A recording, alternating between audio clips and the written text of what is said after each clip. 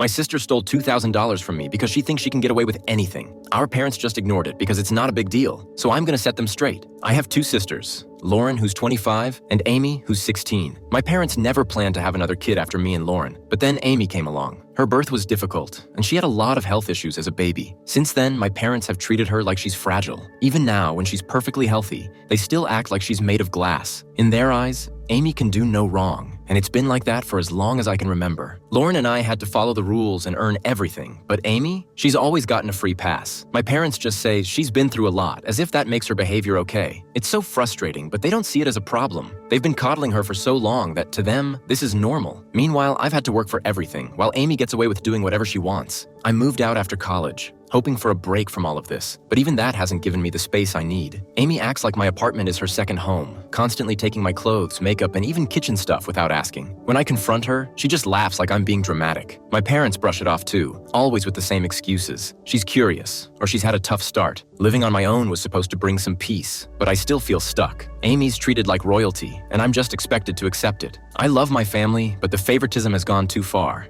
A few weeks ago, something happened that I'm still trying to wrap my head around. It started with little things. My clothes and makeup would go missing, and I figured I was just being careless or leaving things at my parents' house. But then, I found charges on my credit card that I definitely didn't make. There was a DoorDash membership, random Amazon orders, and even video game purchases. I don't play video games. I knew something was wrong. It didn't take long to figure out who it was. My sister Amy had been coming over a lot lately. She's always borrowed my stuff, which was fine when it was just the occasional sweater or mascara. But then I noticed nothing was being returned. When I saw the credit card charges, it hit me. She must have taken my card info while she was at my place. I remembered leaving my wallet on the counter when we were hanging out. It all added up, and I felt so stupid for not realizing it sooner. At first, I thought about talking to my parents, hoping they'd finally take it seriously and do something about her. So, I went over to their house, thinking this would be the moment they'd step up. But nope, my mom brushed it off as usual, saying things like, "It's not a big deal," or "She's had a rough start," as if that made stealing okay. My dad barely acknowledged it and just said they'd talk to her, which they've been saying forever. I was furious. This wasn't just her borrowing things. She outright stole from me, but my parents didn't get it. They've been making excuses for her forever, and I'm over it. I told them that if they didn't do something, I would, and I even mentioned calling the cops. That freaked them out a bit, but at that point, I didn't care. I'm tired of always dealing with Amy's mess while they baby her. I left more frustrated than ever. I know they're not going to change, and neither is Amy. If they won't stop her, I guess I'll have to figure out how to handle it myself. I was really mad when I left my parents' house, but honestly, I wasn't even surprised. It was the same thing every time. Excuses and more excuses. Along with the usual Amy's had a hard life excuse. I tried telling them how she stole from me again, but they just weren't listening. It's like nothing I say even matters. I left feeling like nothing would ever change. That night, I vented to my boyfriend. He's got family in law enforcement and the legal system, so he's always more calm about this stuff. While I was getting upset, he was already thinking about what to do.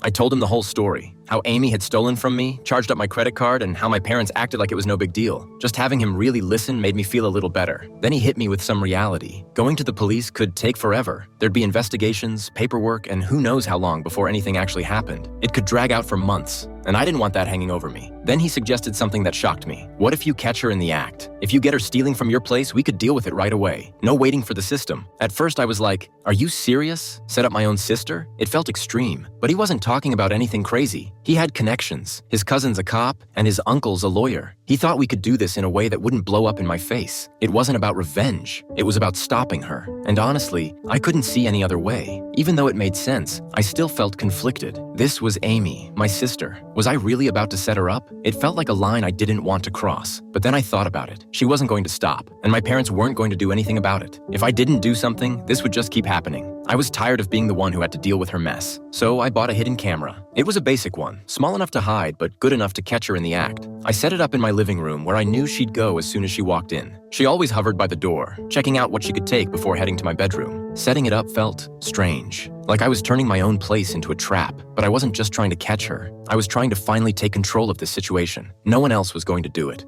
so it was up to me. Once everything was in place, I just sat there, staring at the blinking light on the camera. I felt both relieved and kind of guilty. I knew this was the right move, but that didn't make it any easier. I wasn't trying to ruin Amy's life, but someone had to show her there were consequences for her actions. It wasn't just about the stuff she took. It was about stopping her from spiraling into something worse. She'd be back soon, like she always was, acting like my place was her personal shopping mall. But this time, I was ready for her. I knew it was only a matter of time. Amy's had a key to my place for years because my parents insisted on it, calling it family trust. I never liked the idea, but I didn't argue. After everything that happened recently, I knew she wouldn't resist helping herself again, especially since I set her up perfectly. At the last couple of family get-togethers, I made a point of talking about a vacation I was planning and how I'd bought new dresses for it. I even mentioned the fancy jewelry I supposedly bought to go with them. The truth? There was no jewelry. I left $2,000 in cash in an envelope right next to the jewelry box in my closet. I didn't tell anyone about it, just left it there where I knew she'd find it. Amy has never been able to keep her hands to herself. So of course, she texted me. She didn't even bother with a real excuse, just a vague, "You home today?" Thinking of stopping by. Obviously, she wanted to know when I'd be out. I played along, said I'd be gone all day. No big deal.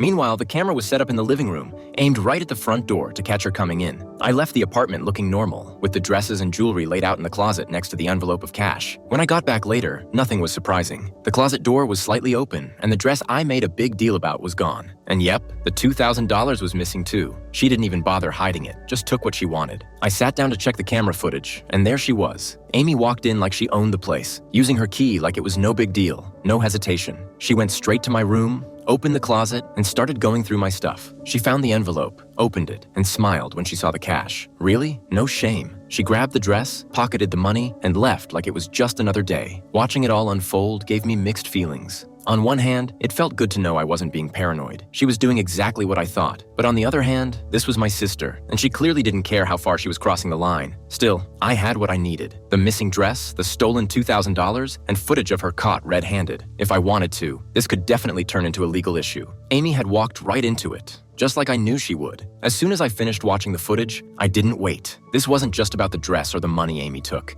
It was about making sure she finally learned she couldn't keep getting away with everything just because our parents always bailed her out. So, I picked up the phone and called the police. But it wasn't an ordinary call. I had already set this up with my boyfriend's cousin, who's a cop. He knew the whole story. How Amy had been getting away with stuff for years because my parents always made excuses for her. We had a plan, and the footage was the last thing I needed. The goal wasn't to ruin her life, just to give her a wake-up call. A couple of nights in jail to show her she couldn't keep treating people like this and think it didn't matter. Before I could follow through, I had to make sure everyone was home. I didn't want anything to go wrong, so I went over to my parents' place, acting like everything was normal. I walked in, said hi, and made small talk, nothing unusual. My mom was in the kitchen, stirring a pot like she always does in the evening, and my dad was half asleep on the couch watching TV. Amy was probably upstairs. I asked about work and mentioned school to keep things feeling routine. I needed them to think it was just a casual visit. Once I knew everyone was there, I said I had to run some errands and headed out. I kept it light, so they wouldn't suspect anything. Then, outside, I made the real call to the police. It wasn't an emergency call, just the signal to go ahead with the plan. The officers were already waiting for my green light. After I gave it, things happened quickly. There was no turning back now. A few minutes later, I saw the police car pull up in front of my parents' house. My heart was racing, but I also felt this strange calm.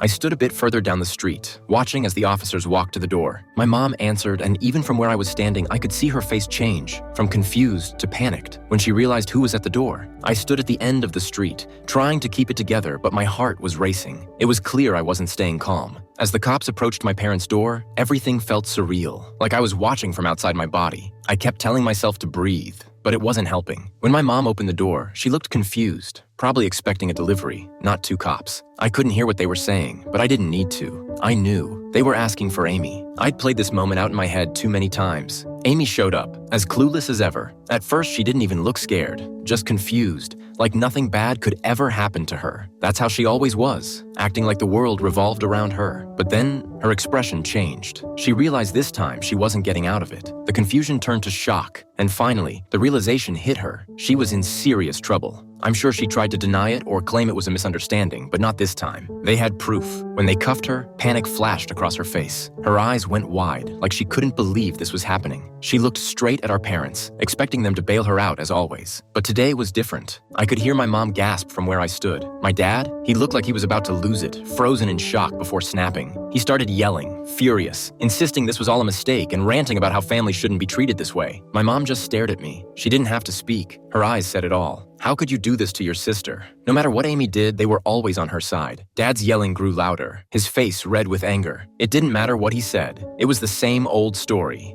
Family forgives, no matter how much someone screws up. Mom wasn't shouting like Dad, but when she called me heartless, it stung. She said what I did was cruel, and that hurt. But this wasn't about cruelty. It was about making Amy Amy take responsibility for once. As they led Amy to the car, I felt a mix of relief and exhaustion. This wasn't about ruining her life. It was about making her face reality. My parents were never going to do it. If a few nights in jail was what it took to wake her up, so be it. My parents glared at me like I was the villain, but I stood firm. They could hate me all they wanted. This needed to happen, even if they couldn't see it. And honestly, if they didn't, maybe they were always part of the problem. The moment my parents saw Amy in handcuffs, I knew it was going to blow up. I didn't need to hear them speak. Their faces said it all. My dad's face was already turning red, ready to explode. He always thought yelling fixed everything, like shouting loud enough would make the problem disappear. When I got to them, he didn't even ask what happened or why. Instead, he started ranting about how I could do this to family. For him, family loyalty meant ignoring problems and pretending everything was fine. It didn't matter that Amy had been stealing from me for months or that I'd told them over and over. To him, calling the cops was betrayal.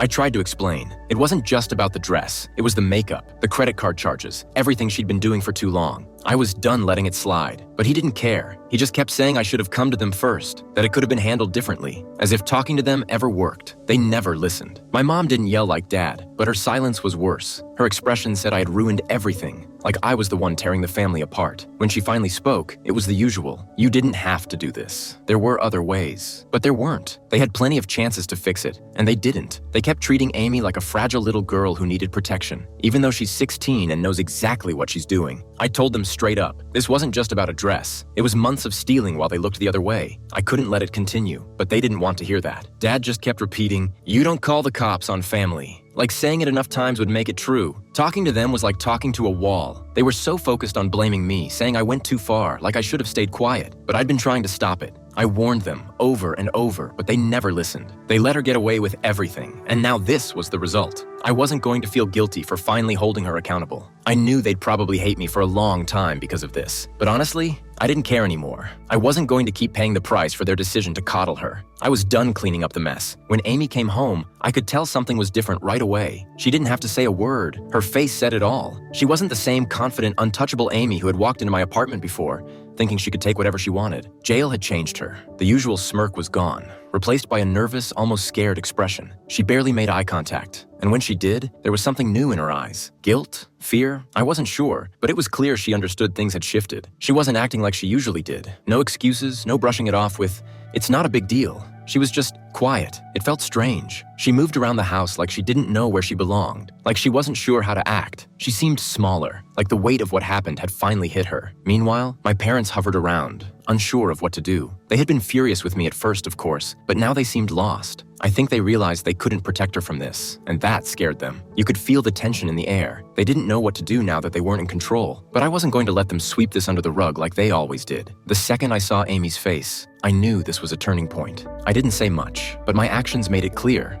I wasn't letting things go back to how they were. No more forgiving and forgetting. I wasn't going to let Amy slip into her old ways, and I wasn't going to let my parents keep making excuses for her. From now on, I was watching her. I made it clear to my parents that if they didn't hold her accountable, I would. This was the new reality. The change was obvious. My parents were trying to hold on to the control they'd always had, but it was slipping away. They knew things weren't going back to the way they used to be. I wasn't staying silent anymore, and I think that scared them. This was the line in the sand, and I wasn't moving. Amy didn't push back. She didn't argue or act like nothing had changed. I think she knew this was how things had to be now, even if it scared her. Whatever happened in jail had gotten through to her. She realized she couldn't keep getting away with things. You could see it in the way she acted. She was afraid of messing up again. I was going to keep an eye on her, and she knew it. And my parents? They couldn't protect her from reality anymore, no matter how much they wanted to. I had made my stance clear. This wasn't about family loyalty anymore. It was about Amy facing the consequences of her actions. She learned her lesson, and I'm making sure she doesn't forget it. Update: it didn't take long to realize that nothing had really changed. Even after everything that happened with Amy, my parents kept making excuses. They'd say things like, "She's just young," or